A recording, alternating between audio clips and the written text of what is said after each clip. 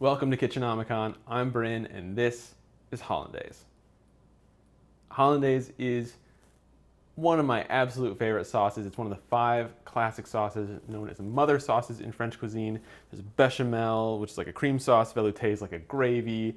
Espagnole is a brown sauce. Tomate is a tomato sauce. And Hollandaise is this velvety egg emulsion that we have to thank for sauces like mayonnaise and aioli. It's really good, but it's gotten a bad rap as being something that's particularly difficult to make, especially at home. So we've applied all these like food hacks and everything to it.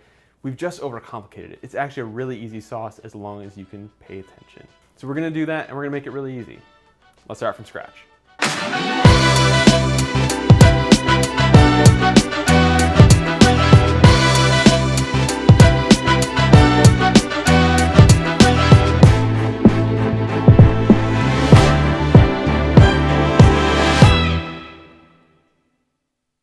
First things first, we need 2 egg yolks.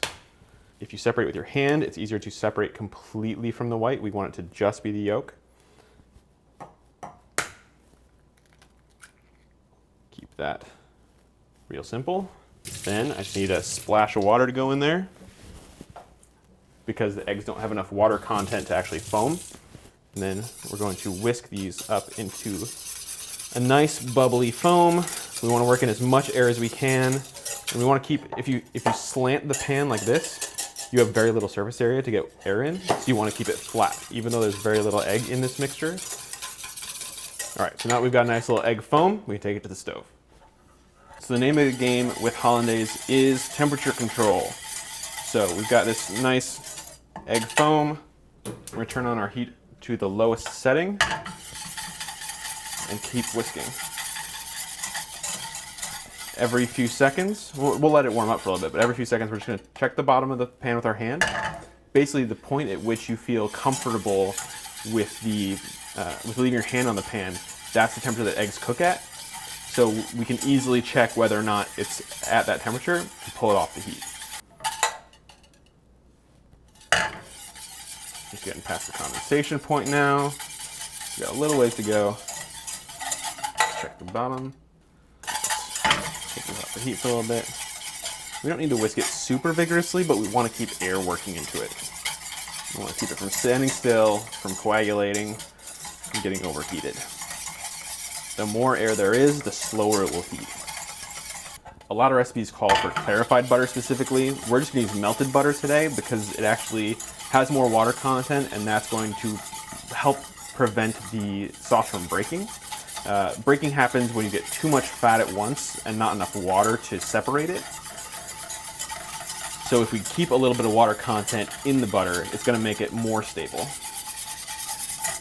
It seems kind of counterintuitive that the more fat and water you get together, the thicker things get since they're both liquids, but it's the lecithin in the egg has one side that binds to water and one side that binds to oil. It keeps them separated, keeps them held apart like a good bouncer or something. And basically, it makes them stable for a long time. Hollandaise is maybe the least stable emulsion. As it cools, it starts to fall apart, but it does a great job while it's nice and warm. You can see it starting to lighten in color. We're just getting smaller and smaller bubbles into there, so it's starting to get whiter and whiter. So again, this is called a sabayon. Basically, if you think about it like a meringue, which is made from cold egg whites being whisked constantly, a sabayon is kind of the opposite in that it's hot yolks being whisked until they're just like super light and fluffy. You're gonna end up with what is essentially an egg custard made entirely of eggs and water. The butter's getting a little foamy now. We're starting to get to the point where it's thickening up. You can see it's like starting to hold its shape. We basically want to do it until we get like a nice smooth stream all the way down, and we're getting really close now. I think we're about there. Yeah, I think that's gonna about do it for us. It's getting pretty thick. So, we've got our butter. It's got plenty of residual heat to finish the melting. I'll let that sit for a minute while we flavor our mix. So, traditionally, like Escoffier, Auguste Escoffier was the person who first published a book about this, and he used a vinegar reduction to season the sauce. In modern cuisine, we kind of just use a little bit of lemon juice. I certainly prefer that method. Starting with a vinegar reduction adds additional heat that isn't super manageable. Like if you add your eggs straight to a vinegar reduction that's hot, you're gonna have some potential issues. But again, we're adding a little bit of water this way. It's not just the acid. The acid is really for flavor. The water content is gonna help stabilize our sauce. We don't wanna whisk too much once it's off the heat. Once we start adding stuff to it, that's almost perfect. Give it a little salt. Because as we whisk things that are not egg, we're gonna start breaking apart the protein structure and we're gonna start popping bubbles. So we wanna be pretty gentle from here on out. So now we've got the salt incorporated, we're gonna switch over to a spatula and just gently fold our butter in. So now we've got a nice melted butter, got all those milk solids on top. So we're gonna stream just a tiny bit of that in. The reason we're doing a little bit at a time is we just want to be really gentle with it. If we pour too much on at once, it'll get heavy and it'll force the air out. And we really want to preserve the air bubbles that we just whipped in. So we'll just do 1 ladle at a time of butter to prevent it from popping those bubbles just by adding so much weight. We're just going to gently fold it in. Just lift the sauce up over itself. Let it settle back down. We don't need to whisk it in. A lot of recipes call for whisk it in, which is very similar to a mayonnaise. You tend to get a more gelatinous texture that way, but really with a hollandaise, you want to preserve that sabayon. By doing it this way with these bubbles, you're still gonna see a little bit of the fat, but you'll know that it's like recombined because there's not like rivulets of it. It's just like individual little bubbles. So we're actually using Escoffier's ratio for this as well. That is 1 stick of butter to 1 egg yolk. He used 1.5 pounds of butter and 6 egg yolks, which roughly equates to 1 stick per yolk.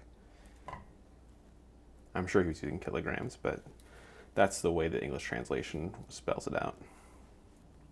That's the last of our butter. You can see it's not getting greasy so much. It's just slowly working its way in and just coating those bubbles. And we end up with a nice, smooth, rather light sauce. It's kind of amazing how 2 sticks of butter can turn into something that is so light and very delicate. It's kind of the opposite of what you'd expect from that much fat. And again, that's just the air and the water holding them apart. Perfect. So once you've got your nice velvety sauce, take it over to your conveniently waiting and magically appearing Eggs Benedict. Just blanket it.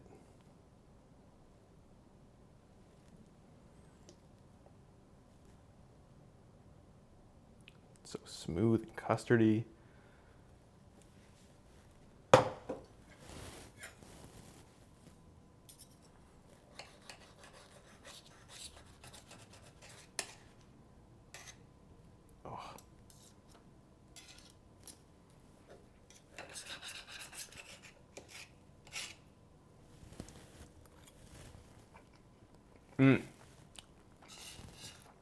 Saltiness of the pork, a nice crispy bun, that lemony. All right. Now that I'm done scarfing down my Eggs Benedict, I want to have a serious conversation about mayonnaise. Mayonnaise is definitely the most popular of Hollandaise's derivatives, but it's also the most maligned, and rightly so, because commercial mayonnaise is trash. This tastes like canola oil and a bad impression of a lemon. It's like the idea of a lemon, but corrupted. It's like the Waluigi of lemons, and it is genuinely unpleasant. The texture is basically like, it's a gel in the worst sense of the word. This stuff is awful, and it's made the cheapest way possible, which is to use all of the egg whites as well, and tons of just stuff to make it taste not like egg. It's not great. So we're going to make our own mayonnaise the simple way, the right way. First things first, we're gonna start with our 2 egg yolks again. You don't wanna make a ton of mayonnaise at once because frankly, it shouldn't last long. I think somewhere around 1.5 cups is probably the max I would want to go with. I like to do it right on a scale because all my measurements are in grams. Weight is the most consistent measurement. We need a little bit of Dijon mustard. We're going to use 10 grams of mustard. This is Dijon. Yellow mustard would probably be fine. Dijon is basically yellow mustard with a little bit of Chablis wine in it. It's like not too off from there. Get a few grams of salt. I think 4 grams is right about where I want to be. And then we want 20 grams of red wine vinegar. Any vinegar will really do. This is a red wine vinegar I make, and so I like its flavor the best. And then we're going to use 200 grams of safflower oil. Any neutral oil will do. I just wouldn't pick canola oil because it tastes like fish. If you don't have a peanut allergy, peanut oil would be appropriate, although that has a bit of a taste as well, but at least it's pleasant. Safflower oil, rapeseed oil, grapeseed oil, any of those would be my go-tos. You'll end up with something that's a lot more neutral in flavor because ultimately you want the richness of the egg yolk and the flavors from the mustard and the salt and the vinegar to be the main carriers of flavor here. Mayonnaise, super simple. We're just gonna take our stick blender, straight in. Just make sure we get all of that incorporated.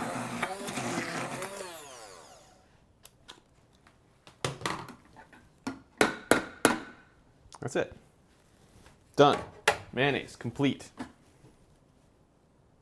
That's it. That was way too much mayonnaise to put in my mouth. No matter how good it tastes, that was a lot of mayonnaise. But it is delicious. This is like the platonic ideal of a mayonnaise to me, which is a weird phrase, but I stand by it. This is what I want on like every sandwich from here to eternity. Super, super simple. Came together in what, 1.5 minutes, maybe? Can't recommend this enough. So now that we've got our perfect mayonnaise, I want to talk about what the difference is between mayonnaise and aioli, because this is something that kind of drives me nuts. Every restaurant seems to want to call mayonnaise aioli, and they're not that far off, but aioli is a very specific thing, while mayonnaise is a more general family of things these days. Aioli, the name actually means garlic and oil, and if it doesn't have garlic in it, it's not aioli. Our mayonnaise, like most mayonnaise, does not have garlic in it. It's not garlic based. Aioli specifically is garlic based. So I want to make a real aioli because it's fucking delicious. So first we're going to crush some garlic. It's very important that this be crushed and not cut. And that's because crushing garlic breaks more cell walls and you end up with a much better garlic flavor overall. Cutting the cell walls tends to leave behind, it tends to prioritize sulfides. It's what's responsible for making you cry in onions. And it's definitely not like the rich garlicky flavor you want. This can be a bit of a sharp flavored sauce, but it ends up being something really rich and fantastic. This would traditionally be made in a mortar and pestle. I find mortar and pestles kind of a pain, especially since for something like this, you need a very fine mortar and pestle, which I do not have in a big enough quantity. Get all that in there. That was the messiest garlic crush of my lifetime. Once we've got our crushed garlic, we need 2 more egg yolks. And it broke on me, but hey, since it was in my hands, easy save. Next up, we need a little bit of lemon juice. This is gonna be the majority of our water content, but it's also gonna provide a nice contrast to the sharp, fatty flavors from our oil. We're gonna use most of the juice of 1/2 of a lemon. Make sure not to get any seeds in there. It's a real pain to fish them out. We're gonna wanna cut away from this, where I fish out a fucking seed. All right, now we need a little bit of seasoning. Just gonna give a couple pinches of salt. And the only thing I really measure on an aioli would be the amount of oil. Apparently there's a seed in there. I want to start with about 50 grams of oil. It can be pretty easy to break an aioli. So we're gonna start low with the oil. That's 50 grams. We're gonna go in with our stick blender again.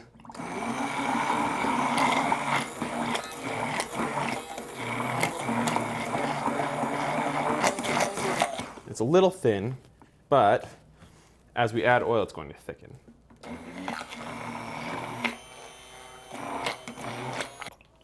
As it gets thicker, it's harder to keep the jar still, so we're just gonna need to, hold on.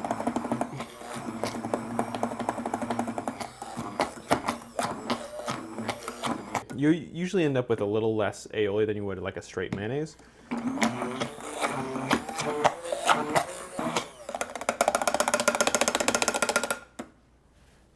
All right, there we go. This is our aioli. It is very garlicky, very lemony, very olive oily. It really concentrates all the flavors we put in there.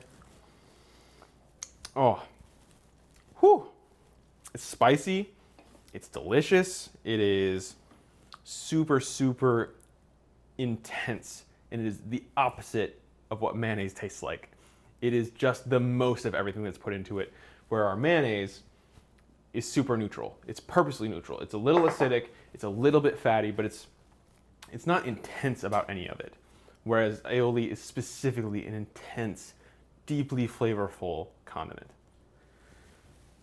So if we take a closer look at these, our mayo is a very neutral color. It plays a very neutral role. It is a supporting background player. It's really just there to enrich in whatever it's a part of.